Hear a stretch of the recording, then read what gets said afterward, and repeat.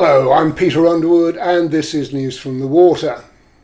1,000 homes planned for Canalside, Wolverhampton.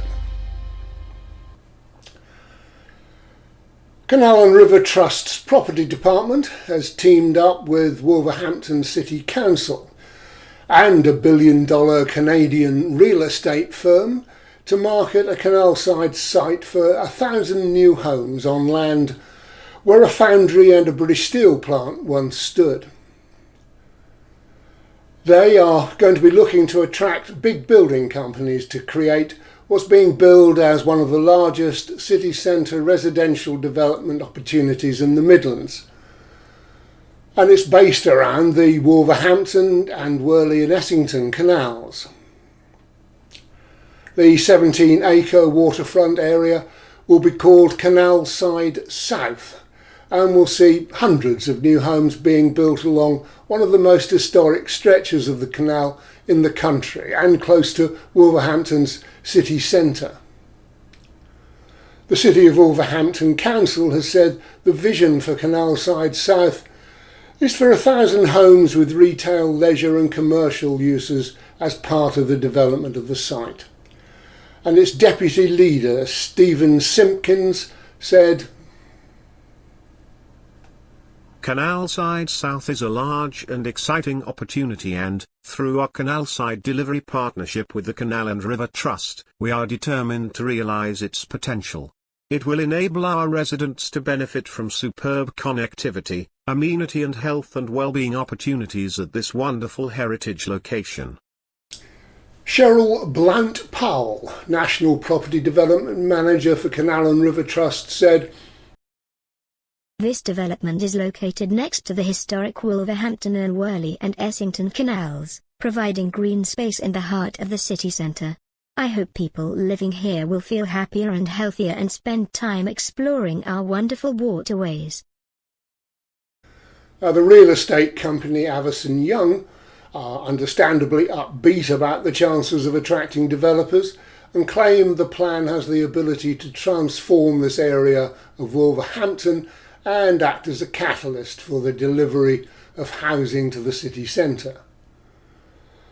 The plan is the fruit of some years in which CRT has worked with the council to assemble packets of land alongside the canal and around the old steelworks to create a site which will appeal to developers. Close to the city centre and with good transport links to rail, tram and road networks, to say nothing of the canals of course, the site will completely transform the look of the canals in the area if the CGI images are to be believed. Such urban developments make previously useless patches of land valuable for Canal and River Trust, although many boaters will want to be assured that the industrial heritage of the canals in Wolverhampton isn't being destroyed in the rush for profit. CRT says that by taking an active role, the Trust champions sympathetic yet contemporary quality waterside development. It claims the income from the sites it's selling will go to help maintain the waterways, enhance local environments and reinvigorate the canal and river network. It also claims that developments like this create new destinations on canals, making it easier for people to get to canals and regenerate rundown urban waterside areas, and apparently preserve our country's heritage. Environment Agency's new arrangement for Thames moorings. Although there's still no explanation of why the Environment Agency dumped the car park company District Enforcement from managing boater moorings on the Thames, it has now set out its new arrangements for those spots.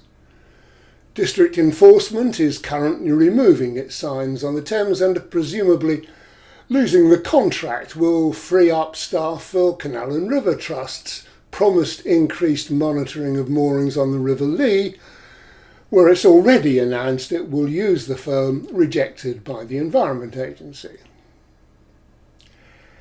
As for the Thames, the EA is planning to once again put up its own mooring signs, and its mooring sites will once again be managed by in-house staff.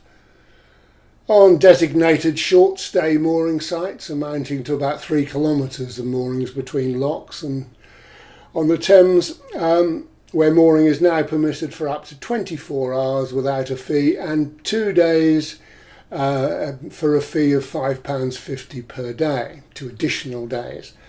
Now, payments for stays over those extra days should be made apparently to the nearest staffed lock using contactless payment. Designated short stay moorings at the locks are still managed by the lock and weir keepers, but the so-called wild mooring sites owned by the EA are now free for 24 hours with no return for 72 hours. The EA claims that both the designated short stay moorings and the wild moorings will be monitored by its staff, and anyone overstaying or failing to pay may find themselves the subject of enforcement. CRT adopts new towpath regime. The Canal and River Trust is introducing changes to its national mowing programme following a 6-month trial. It claims that the new national policy will ensure the needs of boaters, towpath users, anglers and others are met, while increasing habitat for wildlife along the towpaths and canal banks. Now, the Trust doesn't say whether its £2.1 million mowing bill will reduce as a result, but it certainly may reduce the number of reports of contractors mowing mud or damaging wildlife habitats. It says that its 6-month trial on nearly 400 miles of towpath has resulted in a majority feedback being in favour of increasing the amount of what it calls habitat fringe, but also people demanding amendments to the Trust's mowing specifications to ensure the towpaths remain suitable for all and especially boaters. The Trust now says the new mowing programme will ensure sight lines on the inside of sharp bends are mown to the water's edge, and vegetation at locks and moorings will be cut most frequently to meet boaters' needs.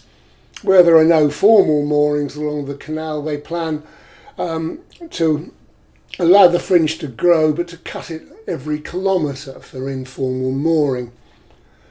The Trust will seek alternative management, it says, to break up long stretches of tall vegetation and do a full width cut, removing the season's growth, including saplings, which will commence annually from August and replicate a sort of hay meadow style cut. Peter Rodriguez, Operational Projects Manager at Canal and River Trust, said, "It's going to be fantastic to further grow the biodiversity across our canals and rivers. But we are aware that we need to review annually to see what is working well and what can be improved further. Ensuring the safety of boaters remains paramount, and the trial has formalised the navigation requirements for grass cutting at moorings, locks, and sightlines on bends. It is important that we continue to receive boaters' feedback, both positive and about where improvements could be made." Meanwhile, CRT's campaign to convince boaters they are actually doing their best has resulted in what it calls a photo report of its direct services making repairs and carrying out maintenance on locked bridges and other structures during August, when 25 planned construction projects were completed with 5 emergency jobs. They also found time to repair and paint its much reduced fleet of workboats.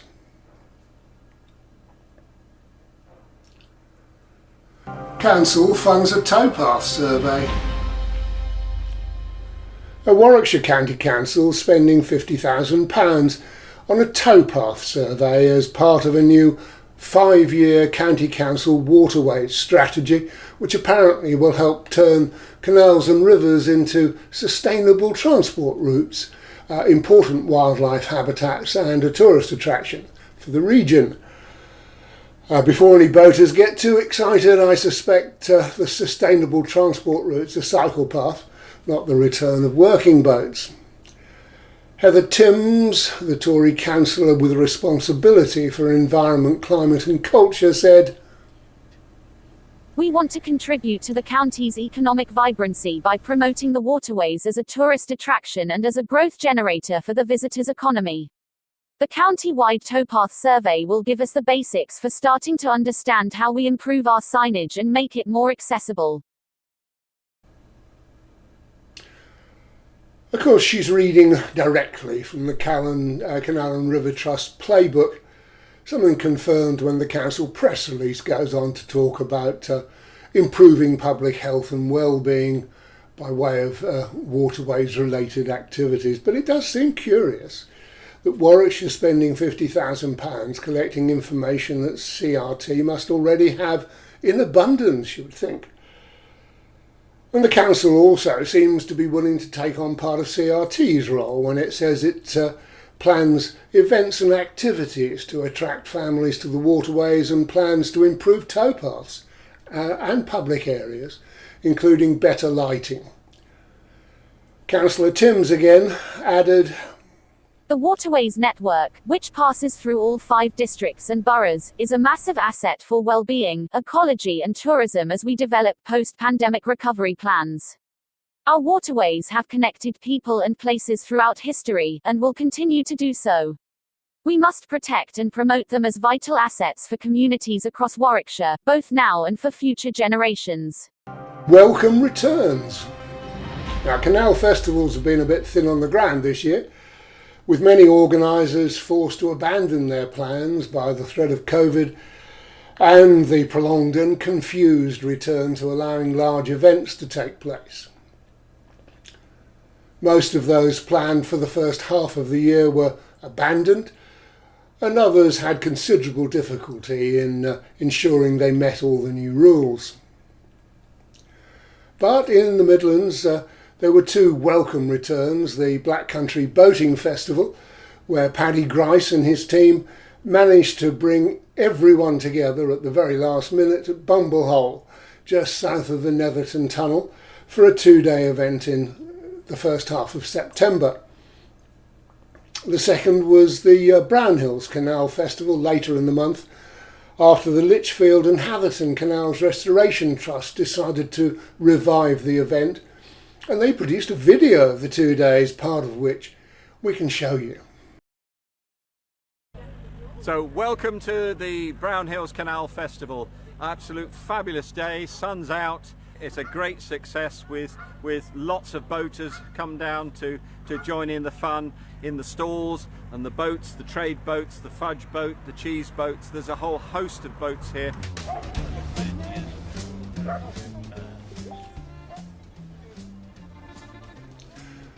The festival took place at Silver Street, Brownhills, and was last held in 2019, when it was hosted by the Birmingham Canal Navigation Society as a way of encouraging boats onto the underused northern parts of the BCN. The Lichfield and Hatherton Canals Restoration Trust took it on because Brownhills is at the top end of the Lichfield Canal, and it made sense for them to help out, promoting Brownhills as a canal town while raising awareness of the way the restoration of the Lichfield Canal will bring a new dimension to the network and to Brownhills.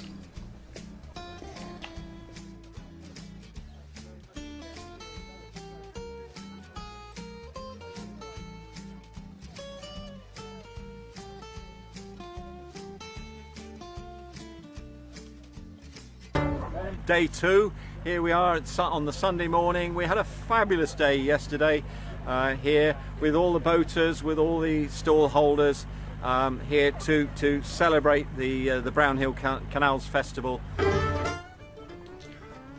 It was a gamble worth taking, and the festival attracted several historic vessels, many boat traders who've been largely starved of events for nearly 2 years now, and several visiting boaters enthusiastic to get back to a boating festival once more, and just maybe the festival bar. Well, that's it for this week. Thanks for listening and watching. See you soon.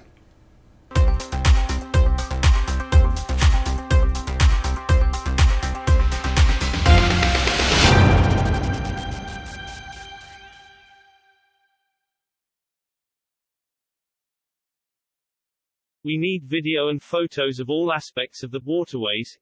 Email files to peterunderwood2@gmail.com with your name and a brief description of it and where and when it was shot.